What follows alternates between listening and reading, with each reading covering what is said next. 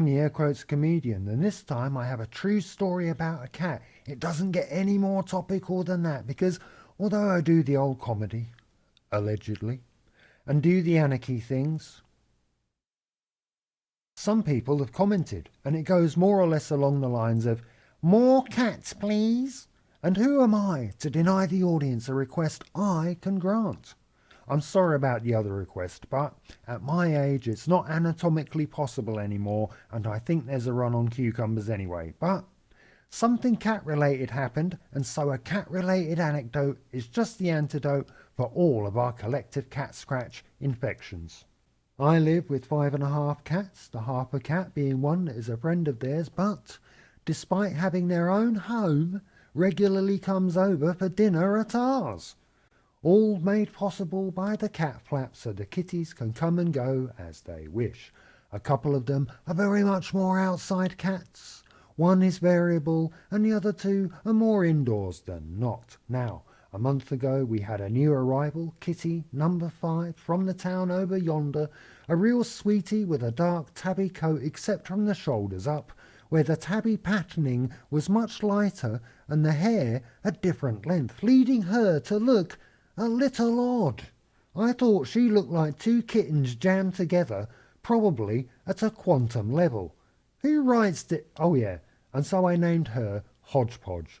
The person I got Hodgepodge from said she'd been hanging around the place for a couple of weeks, always hungry and thin as well.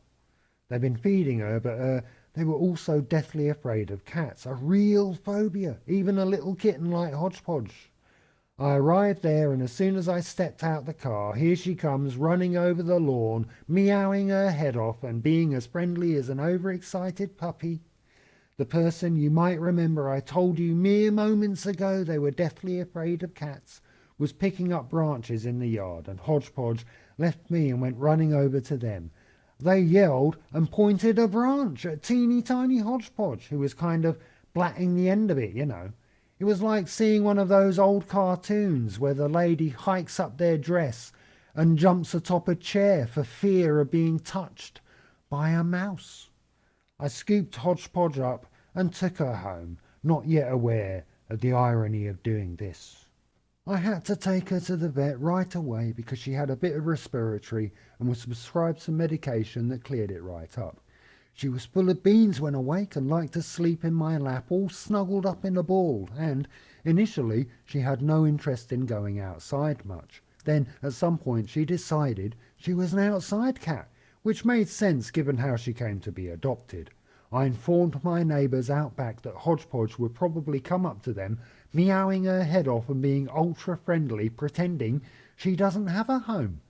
But she does, and it's with us, just so you know. All fine and good with them. Hodgepodge does come inside, but it's rare at the moment, but she hangs out close to the house so that when I need to take a census, I know she's reliably going to be there. If not immediately, then a short jog from immediately. They never run when I call them. It's always a little jog. She'll let me bring her in long enough to eat some wet food and then she's out the door again. But blow me, if this very evening as I'm writing this, she hung out and kind of moseyed around the place a bit and went to sleep in the bedroom and is making a liar out of me.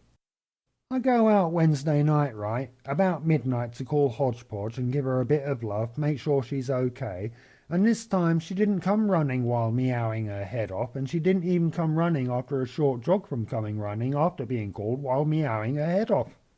Yeah, a bit out of the ordinary for her, but I figured I'd look for her in a bit and she'd probably be right there.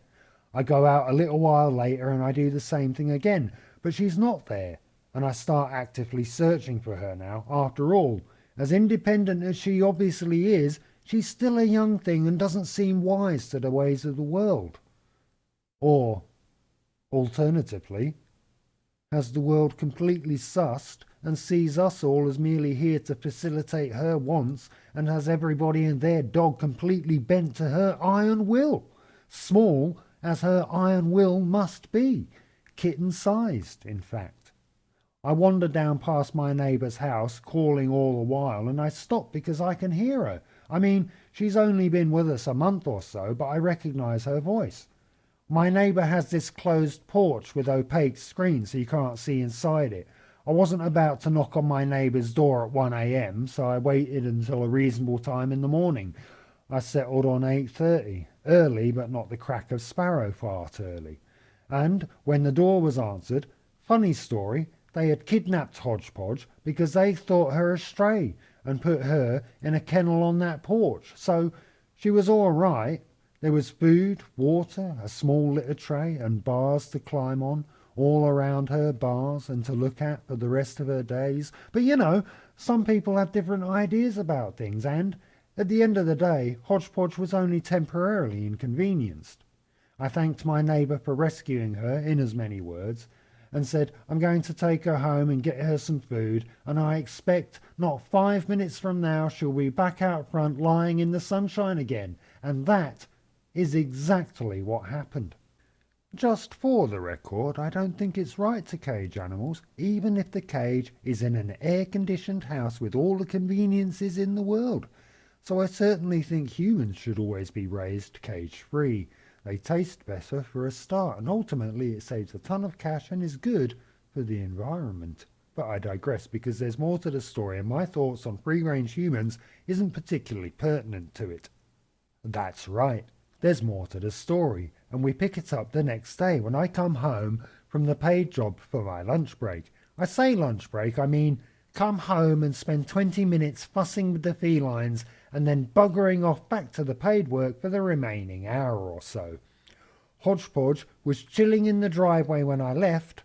When I got home an hour or so later, she was still chilling in the driveway, but now around her neck was a bright blue collar with a bell on it. Yeah, that's exactly what I thought. I took her inside for some food, and while she was eating, I wrote a little note which I attached to the collar, and it read, This here creature is the dark and deceitful familiar of the great sorcerer Patrick, who will cast down upon you all the furies of hell for this outrage. It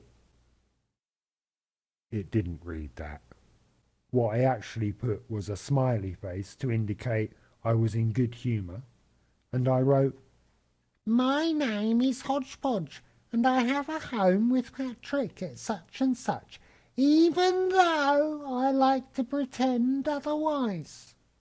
And I attached that to her collar, or rather, the collar, and the next time I saw her, later that day, the collar was gone. They'd obviously thought, as my neighbour had, that Hodgepodge was in need of a safe place to stay, which she has. But I do wonder if I have inadvertently done the very thing the people around me have done. You see, normally when I provide a home for a kitty, the person has a litter they can't take on. And there's no question of, whoops, I might have accidentally kidnapped a kitty. In this instance, the kitty was not from a known quantity. It could have been some child's beloved pussycat that they now believe is, or rather has, gone for a long walk. Might be some small ears listening to this one, which is why, well, you know if you know and don't if you do, and the devil's twain shall never spoil too many meetings borrowed something blue. Yeah.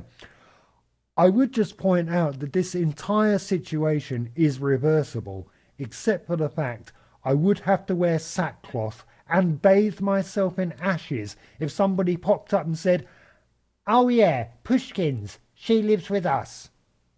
Oh yeah, I would hypothetically say, I've got an appointment for her, Hodgepodge, to be fixed, so I think my chains of custody are stronger than your supposed bonds.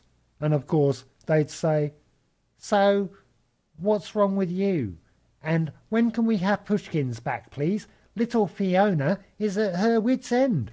And I'd say, Little Fiona, right, can appreciate the constraints I placed on myself to accommodate the potential for a slightly younger than usual audience. I think all in all it's a happy ending. Hodgepodge seems happy and she's safe. Her biggest threat is the predatory nature of well-meaning cat rescuers. It was humans all along. don't like the video. Please don't subscribe. Mess with the metrics. It's the least I can persuade. Good night.